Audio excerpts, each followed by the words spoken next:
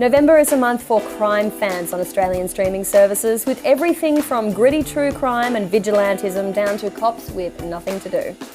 First up is the new US version of the Stan original No Activity, coming to Stan on November 20.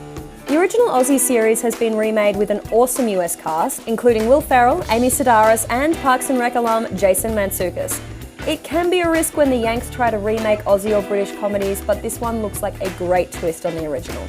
And if you're keen for another new series, Stan also has SMILF, a show with a real indie vibe about a single mum living in South Boston.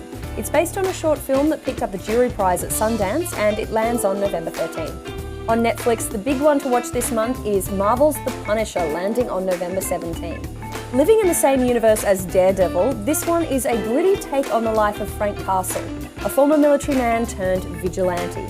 For gritty of a different kind, Netflix has the new 6-part miniseries ALIAS Grace from November 3.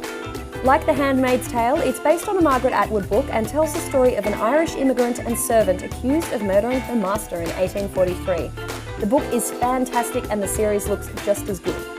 And for a murderess of a different kind, Jessica Biel leads The Sinner on Netflix from November 7, playing a young woman who inexplicably kills a stranger on a beach. We're expecting plenty of twists from this one.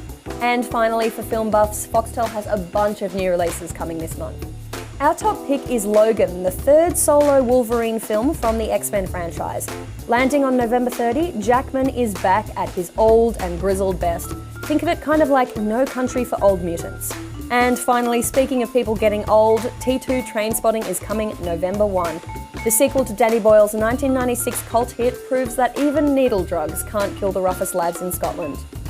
For more streaming and entertainment news, head to cnet.com.